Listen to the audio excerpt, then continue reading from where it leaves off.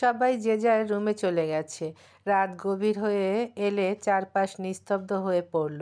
রুশনার রুমে দেখা গেল আবির ওর কোলের ওপর মাথা রেখে শুয়ে আছে। মিষ্টি ঘুমিয়ে পড়েছে। রুশনা ছোট ভাইয়ের চুলে হাত বুলিয়ে দিচ্ছে। হঠাৎ নিস্তব্ধতা ভেঙে আবির আসতে বলল, আপি, আমার ওই মেয়েটা অনেক পছন্দ হয়েছে। রুশনা ভ্রু কুঁচকে তাকালো। কি? বড় বোনের সামনে সরাসরি বলছিস একটা মেয়েকে পছন্দ হয়েছে? লজ্জা শরম কিছু নাই? বলে মজা করে চুলগুলো টেনে দিল। আবির লাজুকভাবে হেসে গাল লাল করে ফেলল। রুশনা এবার ভ্রু নাচিয়ে জিজ্ঞেস করলো, বলতো কে মেয়েটা? আবির কুণ্ঠাভরা কণ্ঠে বলল, ওই যে নাফিসা নামে যে মেয়েটা, ওকে আমার অনেক ভালো লেগেছে। তার গাল দুটো এবার আরও লাল হয়ে উঠল। রুশনা চোখ ছোট ছোট করে ওর দিকে তাকালো, তারপর হঠাৎ হেসে দিল। যাক, এতদিন ভেবেছিলাম তোর রুচি একদমই খারাপ, আজ বুঝলাম তুই হীরা চিনতে জানিস। আমিও ওকে পছন্দ করি। আবির উঠে বসে আগ্রহ ভরে রুশনার হাত ধরে বলল, আপি প্লিজ, যেভাবেই হোক ওই মেয়েটাকে আমার চাই। রুশনা হেসে বলল, যেন ও জিনিস চাই বললেই দিয়ে দিব? আপি প্লিজ প্লিজ, আমি মজা করছি না, আমি সিরিয়াস। ওই মেয়েটাকে পেতে হলে যা যা করতে হবে আমি রাজি, প্লিজ আপি। রুশনা এবার একটু গম্ভীর হলো। দেখা যাবে। আপি না, দেখা যাবে না। তুমি প্রমিস করো যেভাবেই হোক ওই মেয়েটাকে আমার করে দিবে। রুশনা ছোট ভাইয়ের দিকে তাকিয়ে মুচকি হাসলো। শোন, মেয়েটা অনেক কিছু সহ্য করেছে। ওর ব্যাপারে যতটুকু শুনেছি বুঝেছি ওকে সামলানো সহজ না। আর তুই এখন অনেক ছোট, এসব ভাবার জন্য অনেক সময় পড়ে আছে। আপাতত নিজের ক্যারিয়ারের দিকে মন দে।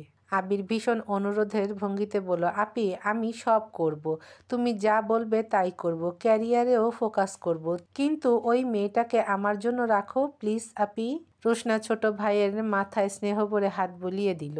আমার ভাইয়ের জন্য এটুকু তো করতেই পারি। হ্যাঁ, কথা দিচ্ছি, সময় হলে ওকে তোর সঙ্গে বেঁধে দেওয়ার চেষ্টা করব।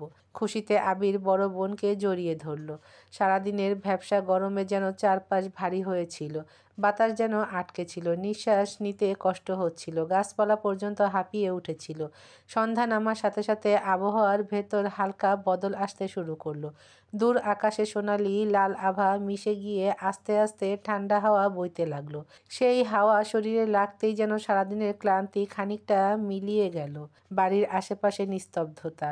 শুধু শিমুল গাছের পাতা দুলে দুলে সাই সাই শব্দ করছে। মাঝে মাঝে কোথাও একটা দমকা বাতাস এসে পর্দা উড়িয়ে দিচ্ছে, আর গায়ের ওপর ঠান্ডা শিহরণ বইয়ে যাচ্ছে।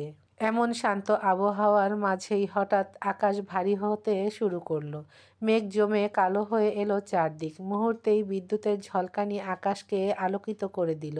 আর তার পরপরই নামলো ঝুম বৃষ্টি।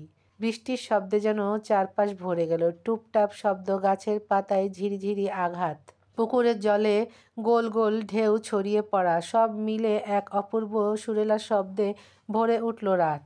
বাতাসে মাটির সোদা গন্ধ ছড়িয়ে পড়ল। সেই গন্ধের সাথে ভিজে মাটির ঠান্ডা স্পর্শ যেন মনকেও ভিজিয়ে দিল। সারাদিনের গরমে ঘর যেন অগ্নিকুণ্ডের মতো ছিল, কিন্তু এই বৃষ্টির পর একেবারে শীতল, আরামদায়ক হয়ে গেল।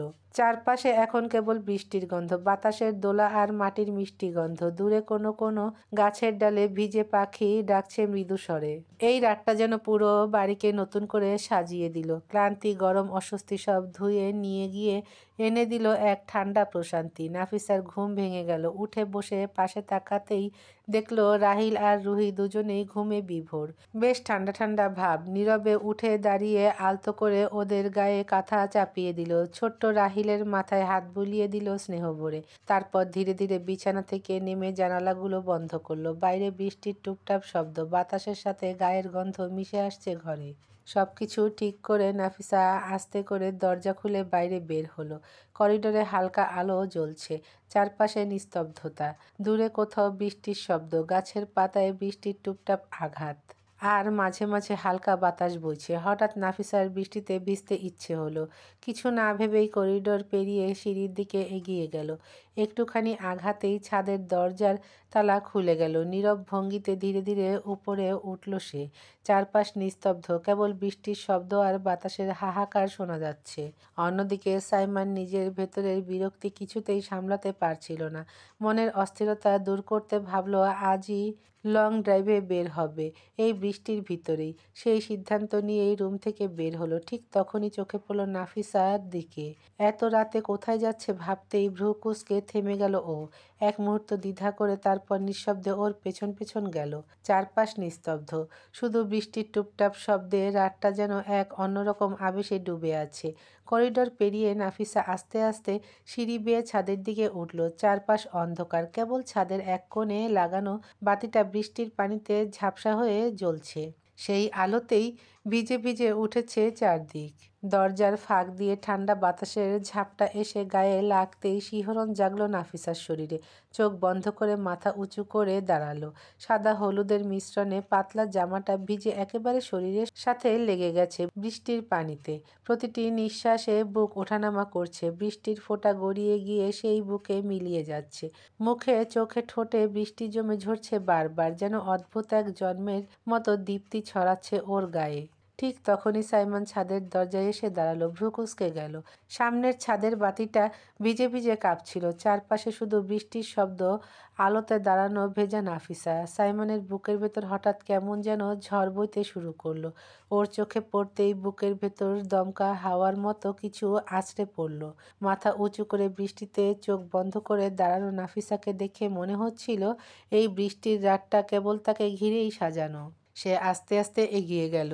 কাছে যেতেই নাফিসার কাঁধে তার গরম নিঃশ্বাস পড়ল। হঠাৎ চমকে উঠে নাফিসা পিছনে তাকালো। দুজনের মুখ একেবারে কাছাকাছি, বৃষ্টির ফোঁটা দুজনের গায়েই ঝরছে। নিঃশ্বাস মিশে যাচ্ছে একে অপরের সাথে। নাফিসার ভেতর কাঁপা কাঁপা অনুভূতি জমতে লাগলো। বুকটা যেন ধড়ফড় করতে লাগলো অকারণে। বৃষ্টির ফোঁটাগুলো গায়ে এসে পড়ছে, ঠান্ডা শিহরণ জাগছে। এক মুহূর্তে সাইমন হাত বাড়িয়ে নাফিসার কোমর টেনে নিল নিজের কাছে। ভেজা শরীর জড়িয়ে ধরে এক দৃষ্টিতে তাকিয়ে রইল ওর গোলাপি ঠোঁটের দিকে। পানিতে ভিজে ঠোঁটটা যেন আরও উজ্জ্বল, আরও লোভনীয়। সাইমন কাপা আঙ্গুল বাড়িয়ে ঠোঁটে ছুঁয়ে দিল। নাফিসা অবাক হয়ে গেল। প্রতিরোধ করার মতো শক্তি খুঁজে পেল না, শুধু অনুভব করলো বৃষ্টির ফোঁটায় ভেজা ওর ঠোঁটের দিকে তাকিয়ে আছে সাইমন। বিদ্যুতের মতো ঝটকা নাফিসার গায়ে খেলে গেল। চোখ বন্ধ হয়ে এলো, শরীরটা কেঁপে উঠল অনিয়ন্ত্রিতভাবে। সেই মুহূর্তে সাইমন যেন ঘোরের মধ্যে চলে গেল। পরের মুহূর্তে নাফিসা টের পেল তার ঠোঁট অন্য কারো আয়ত্তে। চোখ মেলে তাকাতে চাইল, কিন্তু বৃষ্টির ঝাপটা এত তীব্র যে সব ঝাপসা হয়ে গেল। শুধু বুঝতে পারল সাইমন ওর ঠোঁটে পাগলের মতো ডুবে গেছে। নড়তে পারছে না, শরীর ফ্রিজ হয়ে গেল। শ্বাস নিতে কষ্ট হচ্ছিল, হাঁসফাঁস করতে লাগলো। শ্বাস বন্ধ হয়ে আসছে মনে হয়, এবার হাঁসফাঁস করতে লাগলো। তবু শরীর নড়ল না, যেন কেউ সব ইন্দ্রিয় আটকে দিয়েছে। কেবল বুকের ভেতর কাঁপা কাঁপা অনুভূতি জমনীল। অবশেষে সাইমন বিরক্তির সাথে ঠোঁট ছেড়ে দিয়ে ওর গলার কাছে মুখ নামালো। ছোট্ট ছোট্ট ভেজা চুমুতে ভরে দিল সেই কচি গলা। তখনও অবাক হয়ে শ্বাস নিতে পারছে না, বুঝতে পারছে না এ কেমন অনুভূতি, ভয় নাকি এক অজানা আকর্ষণ। নাফিসা অস্থির হয়ে উঠল, সরে আসতে চাইল, কিন্তু সাইমন আবার ওকে শক্ত করে ধরে ফিসফিস করে উঠল, পিচ্চি প্লিজ বিরক্ত করো না। তুমি কিভাবে এই কয়দিনে আমাকে এভাবে টেনে নিলে বলো তো? তোমার ভেতর কি আছে? কালো জাদু করছো নাকি? বলতে বলতেই ওর বিউটি বন্ডের ওপর থাকা ছোট্ট কালো তিলে দাঁত বসিয়ে দিল। নাফিসা গুমড়ে উঠল ব্যথায়। সাইমন সাথে সাথে ওখানে ঠোঁট ছুঁয়ে আস্তে আস্তে চুমু দিয়ে ব্যথা সাজাতে লাগলো। ঠিক সেই মুহূর্তে আকাশ কাঁপিয়ে বিদ্যুতের শব্দে থমকে গেল সাইমন। সে এতক্ষণ কি করছিল? মাথায় আসতেই আচমকা চমকে উঠল আর এক ঝটকায় নাফিসাকে দূরে সরিয়ে দিল।